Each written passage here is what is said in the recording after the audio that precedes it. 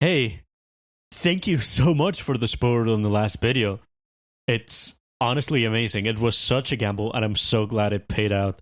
I'm very new to video essays, but hey, the next video is gonna be one. So, speaking of the next video, does that mean November or what? No, it means this month, October. I'm gonna release it on Halloween Day, of course. But that still leaves a question unanswered. What is this video? Well, I did two videos on Amnesia last year, and they were supposed to be one, but the education I was taking at the time really decided it wasn't supposed to be because I had so many fucking exams. So enjoy this director's cut and the extra wrath because the Halloween video, like I said, is fast approaching. So happy Halloween, even though it's not here yet. Get a bucket of popcorn, get whatever, turn off the lights, enjoy this pretty long video. Would you look at that? It's April. already. What does that mean, you ask? Well, it means that spring is here, for one. Oh, it also means that a new Amnesia game is going to be released soon enough. And to celebrate that, I've thought that it'd be pretty neat to talk a bit about Amnesia and just generally about fictional games. From the first one in 2006, all the way to right here, right now, 13 years later. Well, without any further ado, because I don't have a witty way to transition, let's just start. Oh yeah, side note. This video is gonna end up being a two-parter because, class, exams. I got responsibilities I must attend to, you know? I hope you understand. I was really excited to pump out this, like, really big video. But, you know, I just don't have the time. Anyways, let's start this video with how Amnesia changed horror. Some years before Amnesia The Dark Descent released, 2006 to be more exact, Frictional Games were already hard at work on creating their own 3D puzzle horror game, a nameless tech demo. And then a bit later they released Penumbra Overture, which is a game I was already familiar with, because it was the game that kickstarted my short-lived atrocious Twitch/Twitch highlights YouTube career. So yeah, you could say I'm experienced with this franchise. Let's start with the first one. Penumbra Overture is Amnesia's own Wolfenstein, a primitive version of everything the sequel would evolve from. Even the plot is similar, I guess. You're a man investigating his absentee father, and that investigation leads you to a lonely hatch in the midst of the snow, in the middle of nowhere, in Greenland. The only thing this game has that Amnesia wouldn't is a combat system, even if it's the single most clunky gameplay loop of all time, because it was designed to be the last possible resort. But hey, if the hard to use combat pisses you off like it pissed me off back in the day, okay, combat should now work, okay. Look at me! I'm a pro! you can always go into the game files and turn on easy mode, making the combat system less infuriating. Now instead of dragging your weapon of choice to strike, you just need to click. After the moderate success of Overture, the studio came out a year later with its sequel, Black Plague, which is the game that resembles Amnesia the most.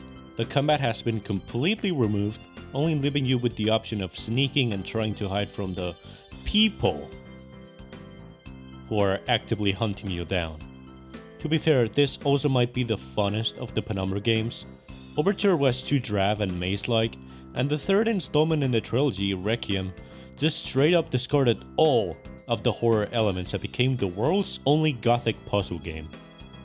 And for that very daring artistic move, it flopped tremendously. To the point that a fan-made game that's a mod to Amnesia is seen more as the genuine third entry than the original. Maybe it was the horror elements that made Penumbra what it is, not the puzzles. But their next game would thankfully go back to Lovecraftian monsters and just spooks in general. Amnesia The Dark Descent would release on the 8th of September 2010, and I think it's fair to say that this game certainly didn't flop. Of course, we could attribute a big part of its success to the booming Let's Play scene that was beginning to happen on YouTube at the time.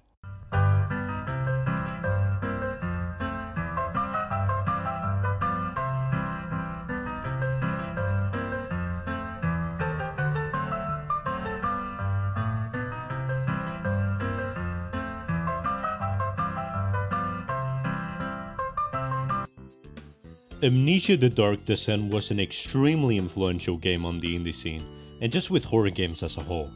I've already discussed this in my Scariest Games video. I'll try not to repeat myself, but I can promise I won't repeat some points. It features a great story where you awake, not remembering anything, almost like you have amnesia. You do, however, remember the fact you've got to take down the Baron of the castle you're in. And as you discover more and more about why you're here, the more and more you embark in this dark descent. The story is pretty cool and very Poe-ish in that sense. Like I said, it's serviceable and good enough. The monsters, or servant of the castle as they're called, are horrifying both in design and implication. I mean, this dude had his lower jaw and throat completely mangled. And this other dude, I mean, just look at him. Look at this monkey. And the puzzles slash the gameplay department here isn't exactly complex.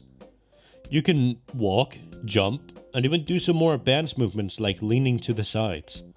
And the puzzles are pretty easy most of the time, with the exception of that one elevator puzzle. I swear to God. As far as mechanics go, you've got a sanity meter, which is pretty realistic in this scenario. Looking at walking, breathing, mutilated things is bound to leave you a bit shaken up. And also, I've got to say that having a lamp where you constantly run out of oil is a pretty good way to keep you on your toes without really doing anything. Since the atmospheric drones of the soundtrack alone really make you think that anything can jump out from the shadows and initiate a chase sequence or something. This game was revolutionary in the sense that it brought Lovecraft into the forefront of horror gaming with its extensive use of the fear of the unknown. Games like Afraid of the Dark, Call of Cthulhu, and even Condemned had used it before to a certain extent, but none of these really hit the nail like Amnesia did. As I've already mentioned, this game was a huge hit. The emerging Let's Play scene latched onto it, and creators like PewDiePie, Markiplier, and the Nugget and a Biscuit Man were cranking out videos playing it. And you may ask, once the YouTubers completed the, let's face it, short story the game has, how is it that they managed to still make dozens of videos on the game? Well, Amnesia came with mod support in the form of custom stories, which, as the name implies, are stories made by modders using the game's engine.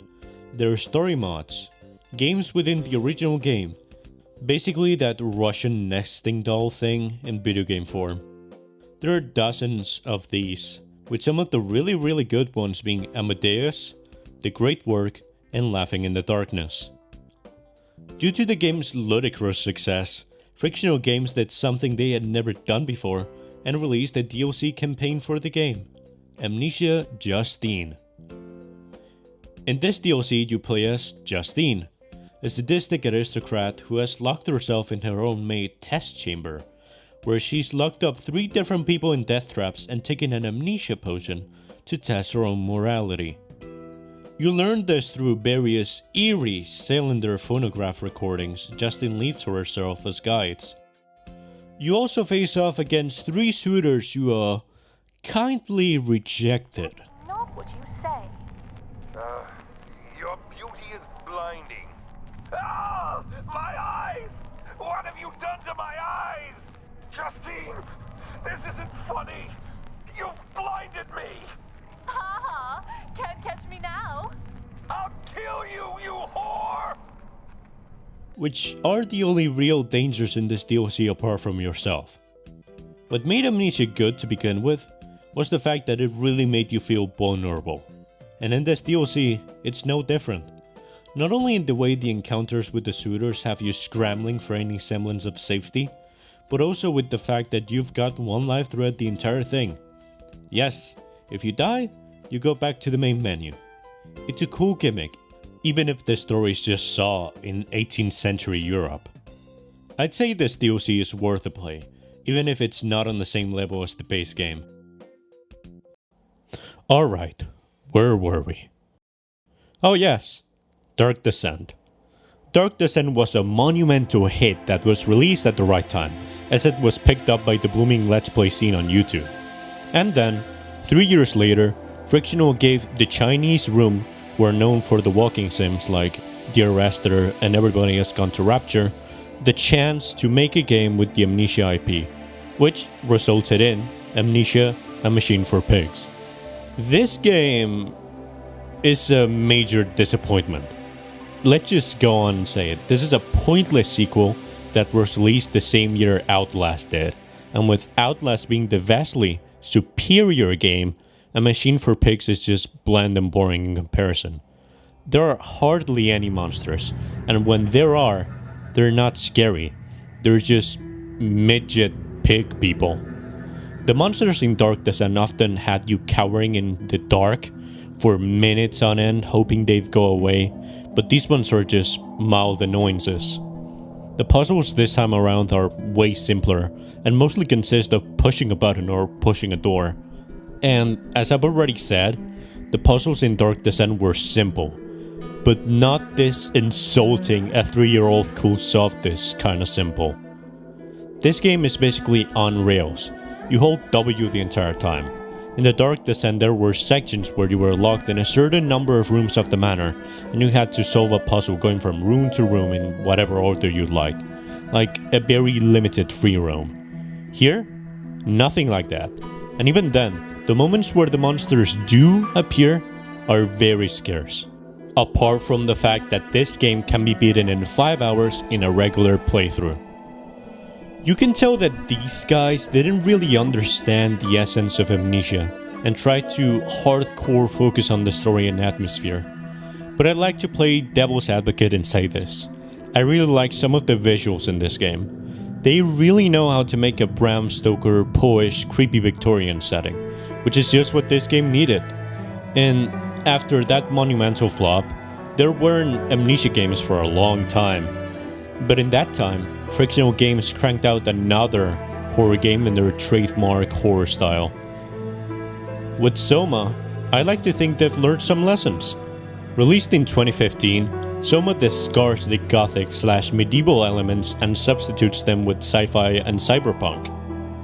Soma is skillful in its design like Amnesia, but the difference here is that the dialogues and the whole story in general is way better written.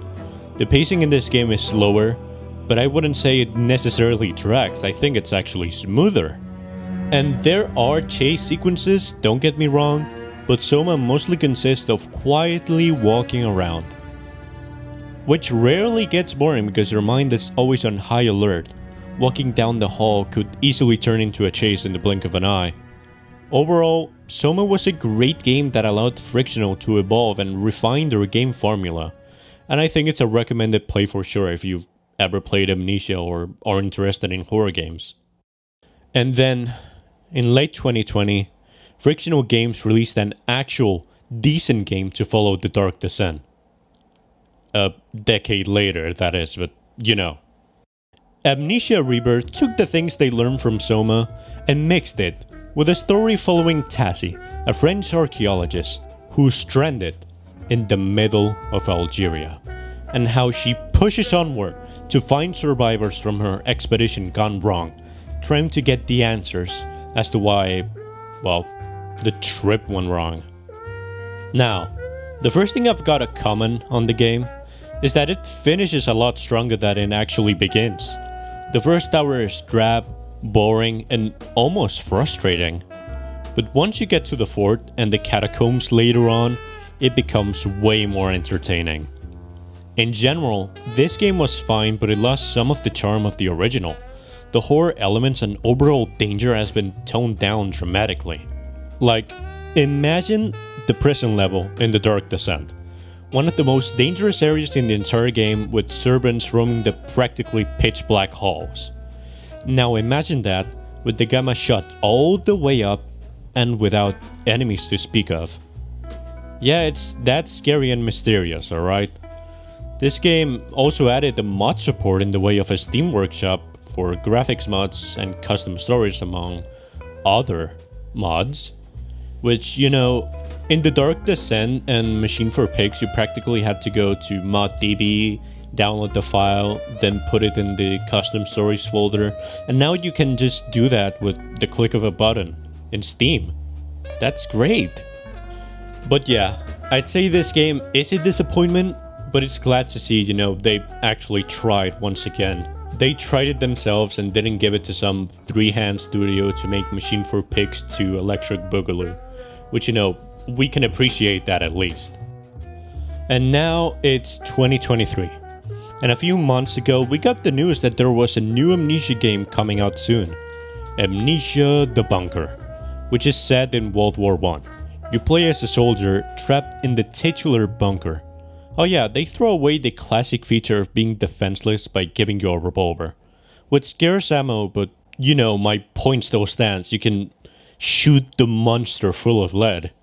And you know, the game was delayed from its March release date to May, and from May to June, a couple of days ago. And you know, we're all familiar with the Miyamoto quote, it probably needed the extra 3 months in the oven.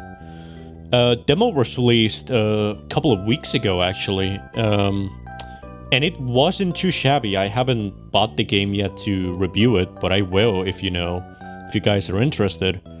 I can see a palpable improvement from Rebirth, which I really appreciate, really. Amnesia had something special. Even in the pre-Amnesia days of Penumbra, you could already see established that it wasn't the boo, haha, got you type of horror that seems to dominate the market. It's a game that makes you dread the enemies by making you feel hopeless and panicked whenever they are near. That's one of the things that differentiates Amnesia from other contemporaries. Amnesia's horror isn't momentary shock. It's a lingering feeling of hopelessness and an overpowering irrational fear of the dark.